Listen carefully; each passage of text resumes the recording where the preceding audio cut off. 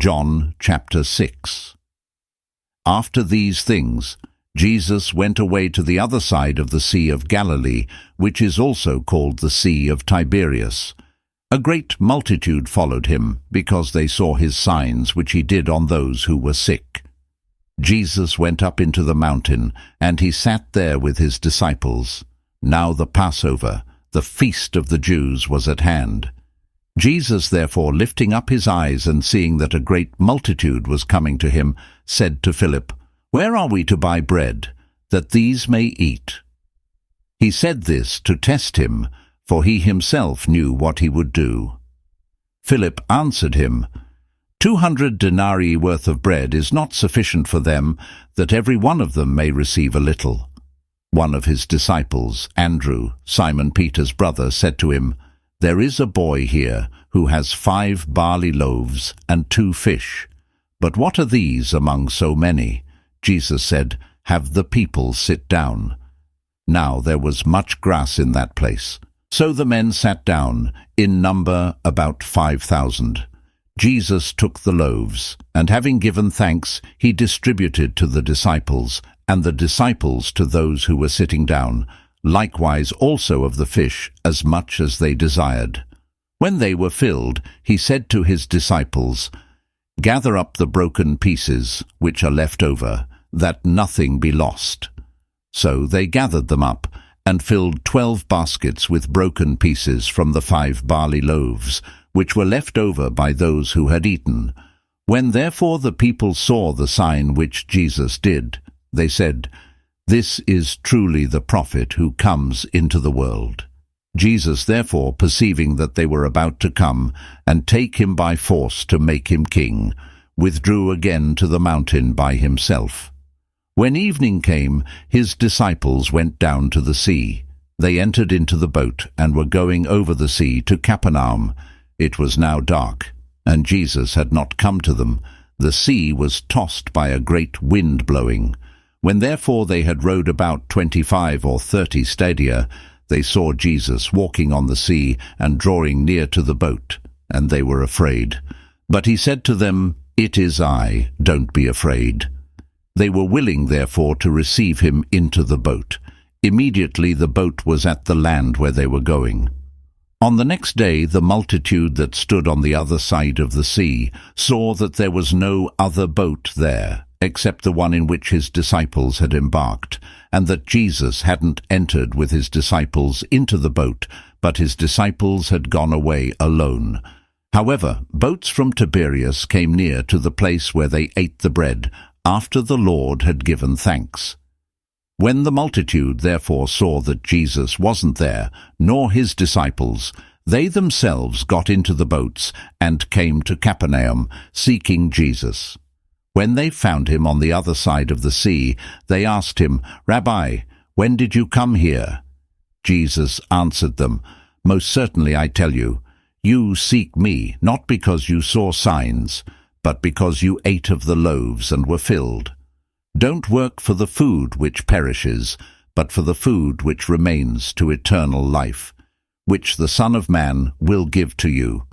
For God the Father has sealed him." They said therefore to him, "What must we do, that we may work the works of God?" Jesus answered them, "This is the work of God, that you believe in him whom he has sent." They said therefore to him, "What then do you do for a sign, that we may see and believe you? What work do you do? Our fathers ate the manna in the wilderness. As it is written, he gave them bread out of heaven to eat." Jesus therefore said to them, "Most certainly I tell you, it wasn't Moses who gave you the bread out of heaven, but my Father gives you the true bread out of heaven.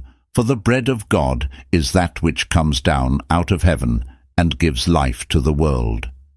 They said therefore to him, "Lord, always give us this bread." Jesus said to them, "I am the bread of life. Whoever comes to me will not be hungry, and whoever believes in me will never be thirsty. But I told you that you have seen me, and yet you don't believe. All those whom the Father gives me will come to me. He who comes to me I will in no way throw out. For I have come down from heaven, not to do my own will, but the will of him who sent me. This is the will of my Father who sent me, that of all he has given to me I should lose nothing, but should raise him up at the last day. This is the will of the one who sent me, that everyone who sees the Son and believes in him should have eternal life, and I will raise him up at the last day. The Jews therefore murmured concerning him, because he said, I am the bread which came down out of heaven. They said, Isn't this Jesus, the son of Joseph, whose father and mother we know? How then does he say, I have come down out of heaven? Therefore Jesus answered them, Don't murmur among yourselves. No one can come to me unless the Father who sent me draws him, and I will raise him up in the last day. It is written in the prophets, They will all be taught by God. Therefore everyone who hears from the Father and has learned comes to me. Not that anyone has seen the Father, except he who is from God. He has seen the Father. Most certainly, I tell you, he who believes in me has eternal life. I am the bread of life. Your fathers ate the manna in the wilderness, and they died. This is the bread which comes down out of heaven, that anyone may eat of it and not die. I am the living bread which came down out of heaven. If anyone eats of this bread, he will live forever. Yes, the bread which I will give for the life of the world is my flesh. The Jews therefore contended with one another, saying, How can this man give us his flesh to eat? Jesus therefore said to them, Most certainly I tell you, unless you eat the flesh of the Son of Man and drink his blood, you don't have life in yourselves. He who eats my flesh and drinks my blood has eternal life, and I will raise him up at the last day. For my flesh is food indeed, and my blood is drink indeed.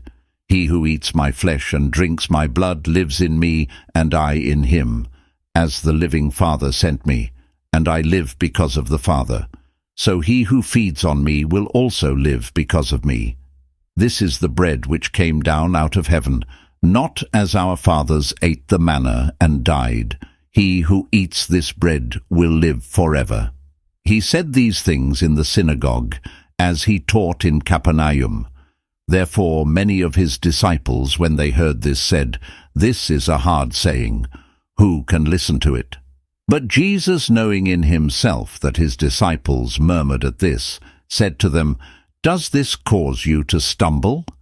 Then what if you would see the Son of Man ascending to where he was before? It is the Spirit who gives life.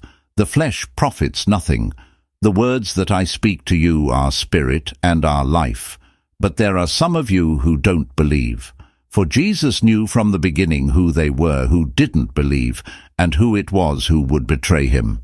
He said, For this cause I have said to you that no one can come to me unless it is given to him by my Father. At this, many of his disciples went back and walked no more with him. Jesus said therefore to the 12, You don't also want to go away, do you? Simon Peter answered him, Lord, to whom would we go? You have the words of eternal life. We have come to believe and know that you are the Christ, the Son of the living God. Jesus answered them, Didn't I choose you, the 12, and one of you is a devil? Now he spoke of Judas, the son of Simon Iscariot, for it was he who would betray him, being one of the 12.